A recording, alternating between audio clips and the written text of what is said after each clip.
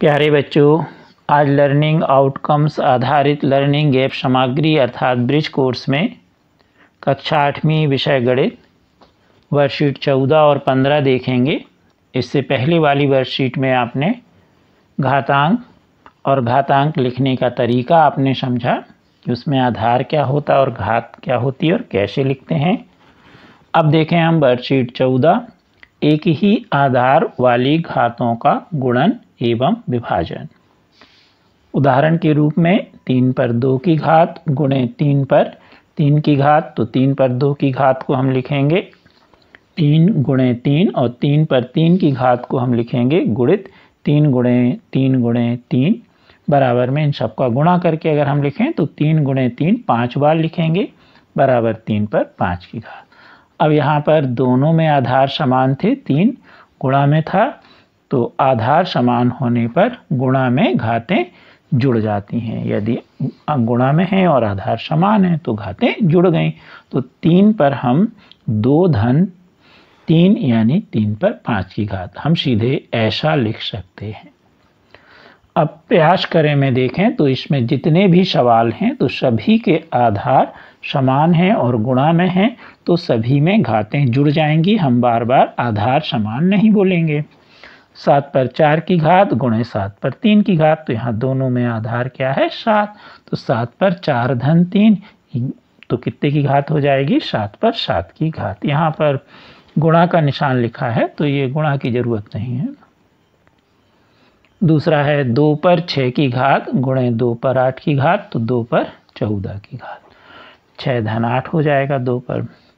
5 पर 5 की घात गुणे 5 पर 9 की घात, तो 5 पर हो जाएगा 5 धन 9 की घात या 5 पर 14 की घात।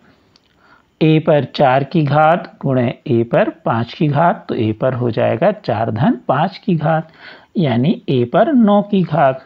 बहुत सरल है। 5वां 8 पर 3 की घात गुणे 8 पर 2 की घात, तो हो जाएगा 8 पर 3 धन 2 यानी 8 पर 5 की घात। अगला 6वां सवाल 10 पर 2 की घात गुणे 10 पर 6 की घात, तो हो जाएगा 10 पर 2 धन 6 यानी 10 पर 8 की घात। 4 पर 6 की घात गुणे 4 पर 5 की घात, तो हो जाएगा 4 पर 6 धन 5 की घात या 4 पर 11 की घात। अगला देखें 25 पर 4 की घात गुणे 25 पर 3 की घात, तो हो जाएगा 25 पर 4 धन 3 की घात या 25 पर 7 की घात। अब अभी हमने गुणा वाले देखे, अब भाग वाले देखें। 5 पर 6 की घात भागित 5 पे 2 की घात। अब इसे हम बटे के रूप में लिख सकते हैं, 5 पे 6 की घात बटे 5 पे 2 की घात। अब अंश में 5 गुणे 5 कितनी बार लिखा गया 6 बार, और नीचे कितना लिखा गया 5 गुणे 5 2 बार, 2 की घात थी। अब काट दीजिए 5 से 5, 5 से 5 ऐसे काट दीजिए, तो 2 बार ऊपर अंश में 5 5 कट जाएंगे, तो 5 कितने बचेंगे अंश में 4 बार, तो 5 गुणे 5 गुणे 5 गुणे 5 यानी 5 पे 4 की घात। संक्षिप्त में हम करें तो 5 पर 6 ऋण 2 यानी 5 पर 4 की घात। तो यदि आधार समान हैं तो भाग में घातें घट जाती हैं। ऊपर आपने पढ़ा कि यदि आधार समान है तो गुणा में घातें जुड़ जाती हैं। अब यहाँ क्या पढ़ा आपने, यदि आधार समान है तो भाग में घातें घट जाती हैं। इसी पर हम देखें प्रयास करें में पहला सवाल 10 पर 8 की घात भागित 10 पर 3 की घात, तो 10 में कितने की घात हो जाएगी 8 ऋण 3 यानी 10 पर 5 की घात। अगला 5 पर 6 की घात भागित 5 पे 3 की घात, तो 5 पर होगा 6 ऋण 3 की घात यानी 5 पर 3 की घात। 7 पर 15 की घात भागित 7 पर 10 की घात, तो 7 पर 15 ऋण 10 यानी 7 पर 5 की घात। अगला 8 पर 6 की घात भागित 8 पर 3 की घात, तो 8 पर 6 ऋण 3 यानी 8 पर 3 की घात। यहाँ पर 6 लिख गया है तो इसको 8 कर लीजिए। a पर 6 की घात भागित a पर 4 की घात, तो a पर 6 ऋण 4 यानी a पर 2 की घात होगा। अगला 100 पर 9 की घात भागित 10 पर 6 की घात। इस सवाल को थोड़ा समझ लीजिए, यहाँ आधार समान नहीं है। यहाँ एक में आधार 100 है और एक में 10, तो पहले हम 100 को 10 बना लें। तो हम 100 को लिख सकते हैं 10 पे 2 की घात। पिछली वीडियो में आपने देखा था कैसे निकालते हैं। तो हम 100 को लिख दें 10 पे 2 की घात और ऊपर कितने की घात लगी है आप देख रहे हैं, तो 9 की, तो 9 की घात ऊपर लगा दीजिए भागित 10 पर 6 की घात। अब 9 का गुणा 2 में हो जाएगा, घात के ऊपर घात होती तो गुणा हो जाता है। तो 9 पर 9 गुणे 2 यानी 10 पर 18 की घात, और भाग में है 10 पे 6 की घात, तो 18 में से 6 घटा दीजिए तो 10 पर 12 की घात। सिर्फ यही सवाल भर ऐसा है इसमें जिसमें आधार समान नहीं है। 7वां सवाल, 25 पर 10 की घात भागित 25 पर 5 की घात बराबर 25 पर 10 ऋण 5 की घात या 25 पर 5 की घात।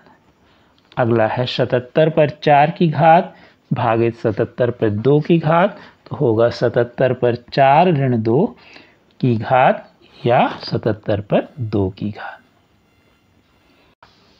अब देखें वर्कशीट 15, समान घातांकों वाली घातों का गुणन और विभाजन। एक उदाहरण है 2 पर 3 की घात कोष्टक में और उस पर 2 की घात, तो हम इसे लिखेंगे क्योंकि इस कोष्टक के ऊपर 2 की घात, तो 2 पर 3 की घात गुणे 2 पे 3 की घात 2 बार लिख देंगे क्योंकि इसमें कोष्टक है। अब पिछले जो वर्कशीट उसके अनुसार 2 पर कितने की घात हो जाएगी, 3 धन 3 यानी 2 पर 6 की घात। अब इसी को हम लिख सकते हैं बराबर 2 पर 3 गुणे 2 की घात या 2 पर 6 की घात। इस पे नियम बन गया कि a पर m की घात और उस पर n की घात, तो a पर m गुणे n की घात, यानी किसी आधार पर कोई घात है और उसके ऊपर फिर घात लगी तो उन घातों का आपस में गुणा हो जाता है। तो घातांकों की घात होने पर घातांकों का गुणा हो जाता है।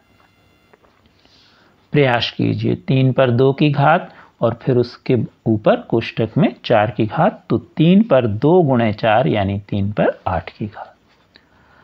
6 पर 2 की घात कोष्टक के ऊपर फिर 10 की घात, तो 6 पर 2 गुणे 10 यानी 6 पर 20 की घात। 4 पर 2 की घात कोष्टक में और कोष्टक के ऊपर 3 की घात, तो 4 पर 2 गुणे 3 यानी 4 पर 6 की घात। 10 पर 2 की घात और फिर कोष्टक में और ऊपर कोष्टक पर 4 की घात, तो 10 पर 2 गुणे 4 यानी 10 पर 8 की घात। 9 पर 5 की घात कोष्टक में और उसके ऊपर 6 की घात, तो 9 पर 5 गुणे 6 यानी 9 पर 30 की घात। 11 पर 2 की घात कोष्टक में और कोष्टक के ऊपर 4 की घात, तो 11 पर 2 गुणे 4 यानी 11 पर 8 की घात होगी। अब समान घातांक वाली घातों का गुणा। अभी आपने देखा कि किसी आधार पर पहले घात थी और फिर घात के ऊपर घात थी। अब हम देखेंगे कि आधार अलग अलग हैं लेकिन घातें समान हैं। पिछले वर्कशीट में आधार समान था और घातें अलग अलग थीं, तो वो घातें गुणा में जुड़ गई थीं और भाग में घट गई थीं। यहाँ यदि घातें समान हैं, आधार अलग अलग हैं, तो क्या होगा, 2 पर 3 की घात को हम लिखेंगे 2 गुणे 2 गुणे 2, 3 पर 3 की घात को 3 गुणे 3 गुणे 3। अब इसे हम लिख सकते 2 गुणे 3 कोष्टक में गुणे 2 गुणे 3 कोष्टक में गुणे 2 गुणे 3 लिख सकते, 3 जोड़ी बन गई। तो 2 गुणे 3 पर हम कितने को लिख सकते, 6 गुणे 6 गुणे 6 यानी 6 पर 3 की घात, अर्थात 2 पर 3 की घात गुणे 3 पर 3 की घात को 2 गुणे 3 यानी 6 और 6 पर 3 की घात हम लिख सकते हैं। यहाँ आधार अलग अलग हैं पर घातें समान हैं, इसलिए यहाँ आधारों का गुणा हो गया और घात वही रही। अब देखें हम प्रयास करें, तो प्रयास करें में देखें 5 पर 3 की घात गुणे 6 पे 3 की घात, घातें समान हैं, आधार अलग अलग, तो आधार का कर दीजिए गुणा। 5 गुणे 6 पर 3 की घात या 30 पर 3 की घात। a पर 4 की घात गुणे b पर 4 की घात, तो a गुणे b पर 4 की घात या ab पर 4 की घात। 4 पर 4 की घात गुणे 8 पे 4 की घात, तो 4 गुणे 8 कोष्टक में इस पर कितने की घात, 4 की या 32 पर 4 की घात। चौथा प्रश्न, 10 पर 2 की घात गुणे 20 पर 2 की घात, तो आधारों का गुणा होगा 10 गुणे 20 पर 2 की घात या 200 पर 2 की घात। अगला 11 पर 3 की घात गुणे 6 पर 3 की घात, तो आधार का गुणा हो गया 11 गुणे 6 और इस पर कितने की घात आ जाएगी, 3 की या 66 पर 3 की घात।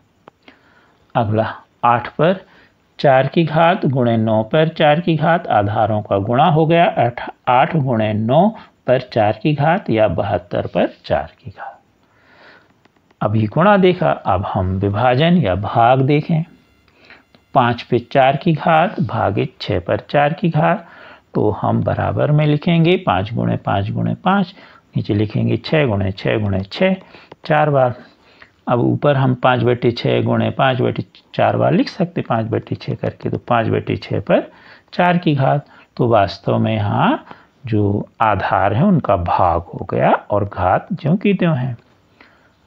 अब देखें हम 3 पर 3 की घात भागित या बटे 5 पर 3 की घात, तो हम लिखेंगे 3/5 कोष्टक में और इस पर 3 की घात।